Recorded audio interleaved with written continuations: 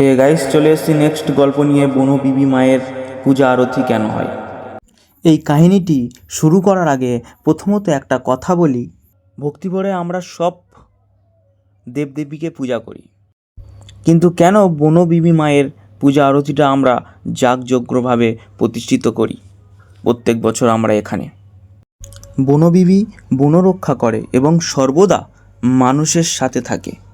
বহু পুরনো এক লোককথায় পাওয়া যায় দেবী বনবিবির কথা। অনেক বছর আগের কথা। সুন্দরবনের মধ্যে ছিল এক গ্রাম। সেই গ্রামে ব্রাফারা ছেলে দুঃখকে নিয়ে বাস করতেন এক দরিদ্র রমণী। 5 মাস খাটানোর নামে সুন্দরবনে মধু আরোহণ করতে নিয়ে যায় দুঃখের দুই জ্ঞাতি কাকা। তারা ছিলেন গ্রামের ধনুর্ধর ব্যবসায়ী ধনা আর মনা। নৌকা জলে নামার আগে দুঃখের মা দুঃখকে বললেন, আমার মতন তোর আর এক মা আছে।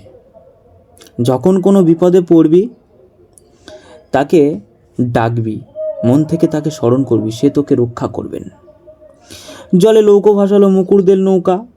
সুন্দরবনে সে সময় বাস করতেন গাজী নামে এক আউলিয়া, আর জঙ্গল পাহারায় থাকতেন বাঘরূপী অপশক্তি দক্ষিণ রায়।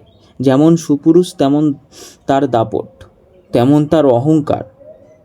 গাজী আউলিয়ার সঙ্গে দক্ষিণ রায়ের ভীষণ রকমের একটা বন্ধুত্ব ছিল। ওদিকে সুন্দরবনের নদীপথে ব্যবসায়ী ধনা আর মনার নবহর ভেসে চলেছে ভাটির টানে। দুঃখের কাজে কোনো মন নেই, মায়ের জন্য তার প্রাণ কাঁদছে।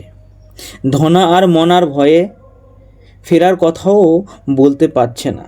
ওদিকে এক রাতে দক্ষিণ রায়ে ধনা আর মনাকে স্বপ্ন দেখায় দুঃখের বিনিময়ে তাদের প্রচুর অর্থ সম্পদ দান করবে। তা যদি না হয় তাহলে ওদের নৌকাকে ডুবিয়ে দেবে জলে। তাতে ধনা আর মনা রাজি হয়ে যায় এবং তার হাতে তুলে দেয়। তুলে দেওয়ার পরেই দুঃখের জীবনে আরও দুঃখ ঘনিয়ে আসে। এইভাবে কেটে যায় অনেকটা বছর। এটুকুনি সময়ের মধ্যে এত বড় ঘটনা বলা সম্ভব নয়। হয়তো আমার জীবন চলে যাবে, তবু এত বড় ঘটনা বলা শেষই হবে না, কারণ আমার জীবনটা অনেক ছোট হয়ে যাবে এত বড় কাহিনী বলার জন্য। জাস্ট এটুকুনি বললাম। তো এইভাবে বনবিবি মা সবাইকে রক্ষা করেন এবং সবাইয়ের পাশে দাঁড়ান।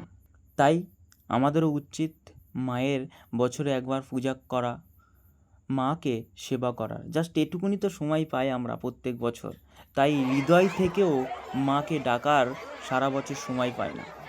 তাই এই দিনটাকে আমরা ভালোভাবে অনুষ্ঠান করি।